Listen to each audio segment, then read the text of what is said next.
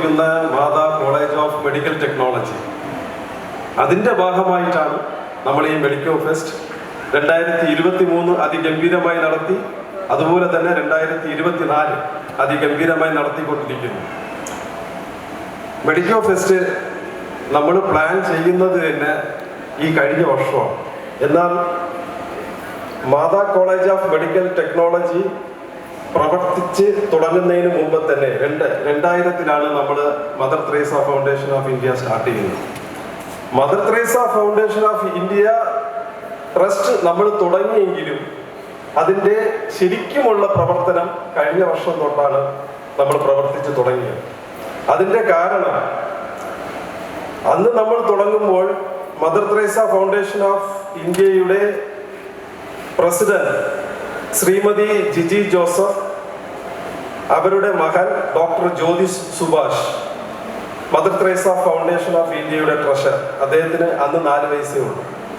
അദ്ദേഹം MBBS പഠനം പൂർത്തി ആക്കിയതിന് ശേഷം കഴിഞ്ഞ വർഷം തൊട്ടാണ് ഇത്രയും നല്ല രീതിയിൽ ഈ പ്രവർത്തനം നമ്മൾ തുടങ്ങിയത്.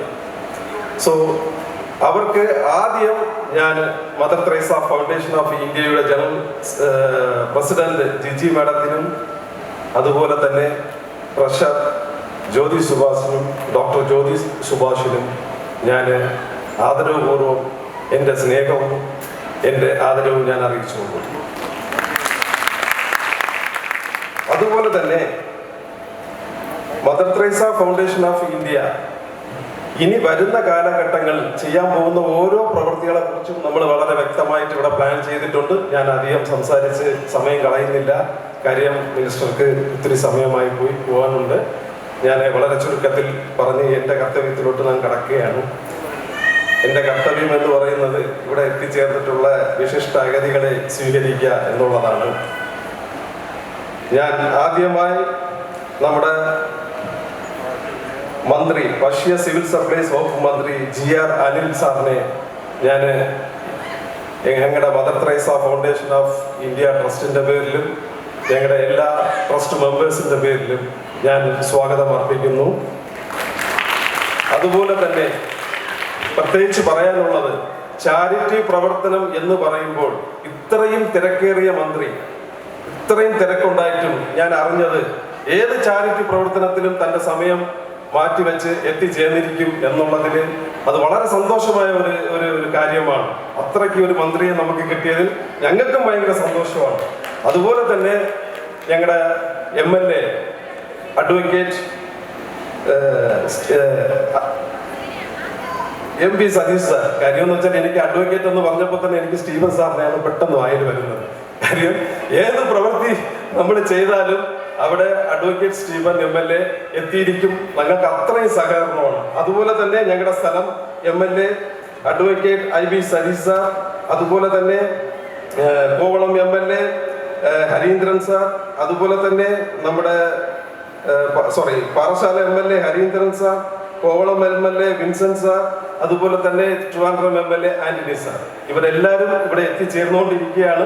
എല്ലാവർക്കും ഞാൻ mother Teresa foundation of India ട്രസ്റ്റിന്റെ പേരിലും എൻ്റെ പേരിലും എല്ലാം വല്ല ഇറവന്റെ പേരിലും ഞാനിവിടെ സ്വാഗതം അർപ്പിച്ചുകൊള്ളുന്നു.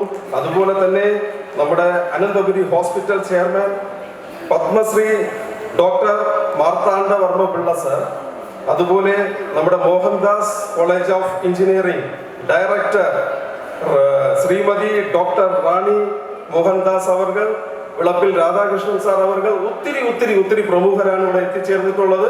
വളരെ സമയപരിധി കുറവാണ്. അതുകൊണ്ട് ഞാൻ ഓരോ വ്യക്തികളെയും നമ്മൾ സ്റ്റേജിലോട്ട് വിളിക്കുന്നു. ആ സമയത്ത് അവരുടെ ഓരോ പ്രവർത്തനവും അവരുടെ ഓരോ ഡെഡിക്കേഷൻസും നമുക്ക് പരിചയപ്പെടാം. അവരെ നമ്മൾ സ്വീകരിക്കുന്നുണ്ട്.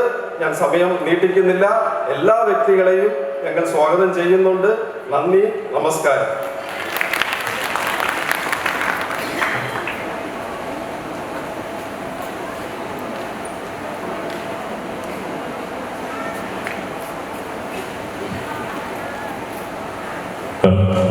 ഇനി നമ്മുടെ വേദിയിൽ പ്രവർത്തന റിപ്പോർട്ട് അവതരിപ്പിക്കുന്നതിന് വേണ്ടി മദർ തെരേസ ഫൗണ്ടേഷൻ ഓഫ് ഇന്ത്യയുടെ ട്രഷററായിട്ടുള്ള ഡോക്ടർ ജ്യോതിഷ് വാട്സാപ്പിനെ സ്നേഹപൂർവ്വം ഹൃദയപൂർവ്വം ക്ഷണിക്കുന്നു നിറഞ്ഞ കരഘോഷം കൊടുക്കാം.